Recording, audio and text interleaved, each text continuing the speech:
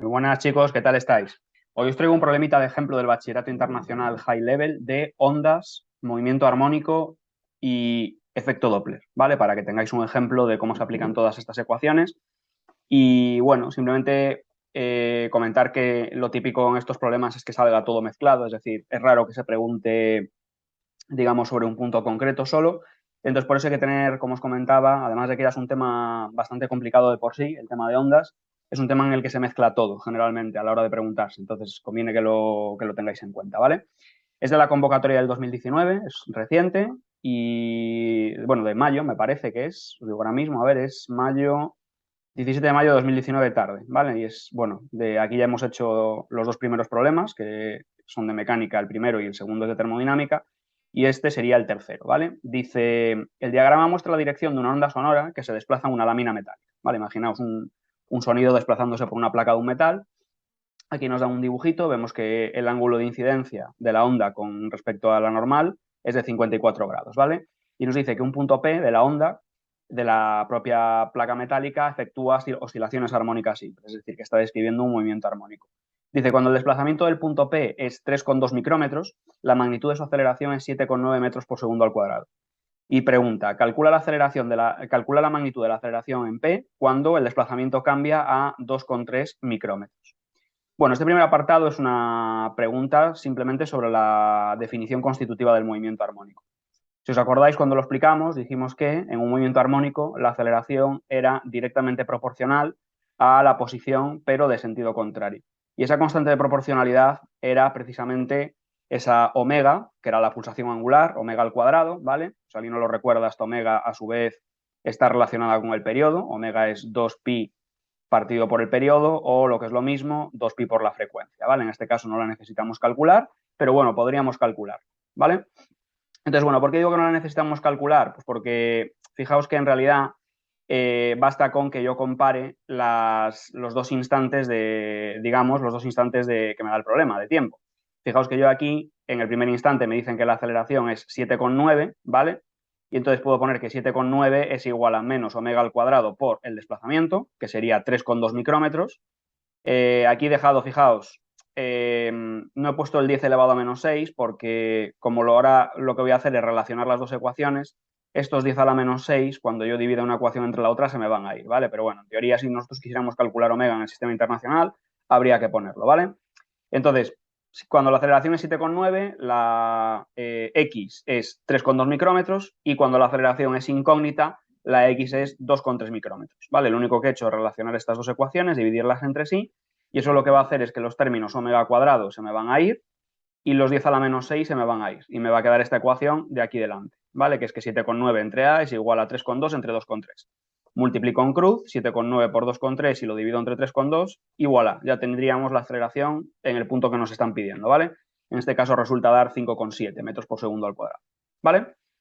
Bueno, primer apartado sencillito, de definiciones, ¿vale? Evidentemente, si no conocemos la definición del movimiento armónico, no lo vamos a poder resolver.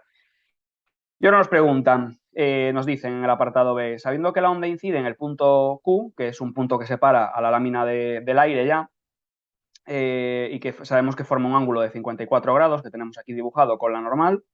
Acordaos que en estos problemas los ángulos siempre se miden con la normal, ¿vale? Que es la recta que es perpendicular a la superficie de separación. Y nos dice, sabiendo que la velocidad del sonido, digamos, de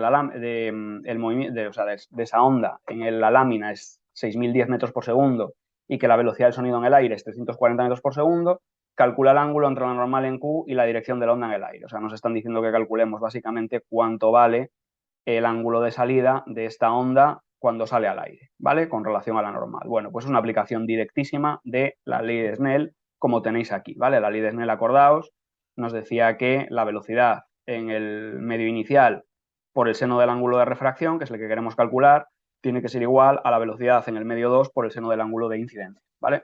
Entonces, nada, simplemente meto los datos. La velocidad 1 es 6.010, el ángulo R es lo que queremos calcular, la velocidad en el aire es 340 y el ángulo de incidencia es 54 grados, ¿vale?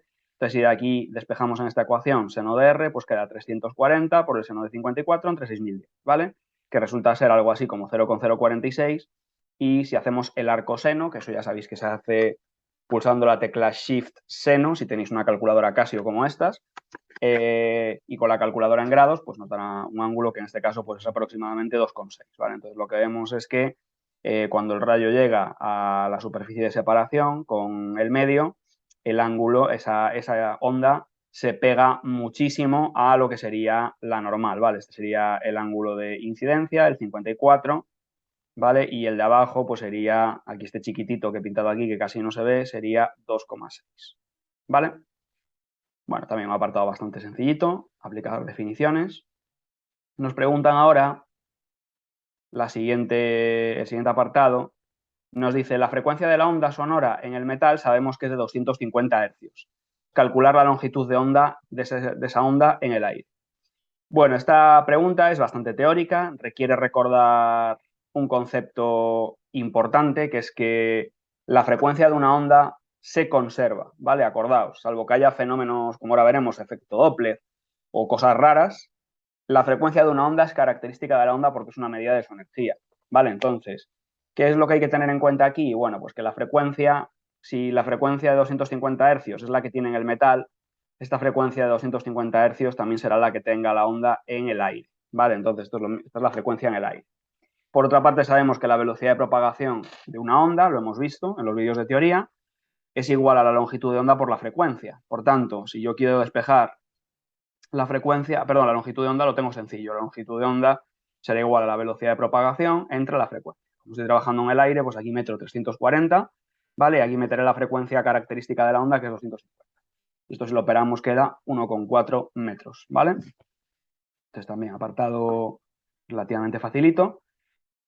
Vamos a un apartado de dibujar. Nos dice que la onda en el aire de C penetra en una tubería abierta por los dos extremos y dice que el diagrama muestra el desplazamiento en un instante concreto de la onda estacionaria que se forma en la tubería. Acordaos, cuando una onda interfiere con su onda reflejada en una tubería, porque hay bordes, se genera lo que se llama una onda estacionaria, ¿vale? Entonces, bueno, aquí lo que nos dice ahora que nos dan la onda estacionaria dibujada y dice una molécula de aire tiene su posición de equilibrio en el punto E. O sea, aquí tenemos una molécula de aire vibrando. Dice sobre el diagrama para el tiempo t, es decir, para ese instante concreto, dibujar con una flecha la aceleración de la molécula y dibujar con una letra C un punto de la tubería que está en el centro de una compresión. Bueno, sencillo. Tiene una trampa este ejercicio, ¿vale? Aquí lo suyo es que si vamos deprisa y y no nos damos cuenta de un detalle, vamos a meter la pata porque vamos a pintar seguramente la aceleración del punto de M hacia abajo, ¿no? Que sería lo suyo. Porque estamos acostumbrados a pensar en ondas transversales, ¿vale? Pero en este caso no sería correcto. ¿Por qué no sería correcto? Bueno, pues porque el sonido es una onda longitudinal. ¿Qué quiere decir que el sonido es una onda longitudinal? Bueno, pues que si se propaga, por ejemplo, hacia la derecha, las moléculas de aire también vibran hacia la derecha y hacia la izquierda. Entonces, es una pequeña trampa, ¿vale? Con lo cual la aceleración habría que pintarla, en este caso, en la horizontal, y en concreto habría que pintarla apuntando hacia la izquierda, ¿vale? ¿Por qué? Pues porque el punto M está, si nos fijamos, describiendo un movimiento armónico en una zona pasada al punto de equilibrio. Si esto es el punto de equilibrio, ¿vale? El punto de equilibrio estaría representado por este punto de aquí o por este punto de aquí, por el punto C. Entonces, si el punto M está en una zona positiva, está claro que la aceleración va a tirar en sentido negativo, es decir, va a tirar hacia la izquierda, ¿vale? Por otra parte, si lo que quiero es pintar un centro de compresión es un punto en el que la onda se está comprimiendo, pero no tiene aceleración. Pues un centro de compresión sería el punto C, es decir, sería el punto de equilibrio en el que la onda está volviendo hacia zonas negativas, ¿vale? Porque acordémonos que en el sonido las zonas positivas se llaman zonas de enrarecimiento, zonas de expansión, y los bordes negativos, bueno, sí, se llaman enrarecimiento también, y las zonas negativas se llaman bordes de compresión, ¿vale? Entonces, bueno, a ver un poco las características del sonido. Y bueno, el último apartado ya es un apartadito de efecto Doppler, que este examen, por ejemplo, en el nivel estándar, pues estos dos apartados últimos ya no se pondrían. De hecho, el examen, ya sabéis que en los exámenes High Level y Standard Level son muy similares. La única diferencia es que quitan apartados, ¿vale? Pero utilizan generalmente la misma base de problemas. Es decir, si Cogemos la convocatoria del Standard Level, veremos que este problema también aparece, pero quitan los apartados correspondientes a la teoría que la gente del Standard Level no tiene que saber, ¿vale? Entonces, estos dos últimos apartados, junto con, de hecho, el anterior, el subapartado 2, ya no estarían presentes en el Standard Level. Pero bueno, entiendo que me ve gente del High Level también, entonces lo resuelvo, ¿no? Vale, entonces, tenemos un avión y dice, se emite un sonido de frecuencia a 2500 Hz, es un avión que se desplaza con velocidad de 280 metros por segundo, alejándose de un observador, que es esta persona que está aquí abajo, y dice, la velocidad del sonido en el aire es de 340 metros por segundo. Y dice, calcula la frecuencia escuchada por el observador. Bueno, si volvemos a la ecuación del efecto Doppler, que os comenté en los vídeos el otro día, vemos que la frecuencia observada es igual a la frecuencia producida por la fuente en reposo, multiplicada por la velocidad de la onda más o menos la velocidad del observador, y entre la velocidad de la onda más o menos la velocidad de la fuente. Que aquí arriba o abajo pusiéramos un más o menos dependía de que el observador o la fuente se alejaran respectivamente, ¿vale? Aquí la velocidad del observador es 0, con lo cual aquí no hay que poner nada, pero bueno, recordatorio, si el observador se acercara a la fuente, se pondría el signo más, si se alejara de la fuente, se pondría el signo menos, ¿vale? Y abajo, con el avión, que sería la fuente, sucedería lo contrario, es decir, cuando la fuente se aleja del observador, aquí metemos un signo más, y si la fuente se acercara al observador, meteríamos un signo menos, ¿vale? Entonces, bueno, con las características y los datos que tiene este problema, no hay velocidad del observador y aquí nos tenemos que quedar con el más, ¿vale? Por tanto, frecuencia percibida por el observador, pues 2500 por la velocidad del sonido, que es 340, entre la velocidad del sonido, que es 340, más la velocidad del avión, que es 280. Y eso queda 1300 y pico hercios, que hay que redondearlo para que tenga dos cifras significativas, igual que el resto de datos, a 1400, ¿vale? O si queréis 1,4 por 10 elevado a 3. Y por último, también un apartado que es volver a darle vueltas a lo mismo, que es calcula la longitud de onda percibida por el observador. Evidentemente aquí la frecuencia, como sí que ha cambiado, porque estamos sufriendo un fenómeno de efecto Doppler, tenemos que meter la nueva frecuencia, pero lo que no cambia es la propia ecuación de que la velocidad de propagación de la onda es igual a la longitud de onda por la frecuencia, ¿vale? Entonces, si despejamos la longitud de onda, tenemos que esa longitud de onda es 340 metros por segundo entre los 1400 hercios que acabamos de calcular. Y eso aproximadamente pues queda 0,25 metros. Vale, chicos, bueno, pues eso es todo. Este era todo el problema, como veis. Sencillito, la verdad, no era muy complicado, pero bueno, me parece un problema muy conceptual y me apetecía hacerlo con vosotros, ¿vale?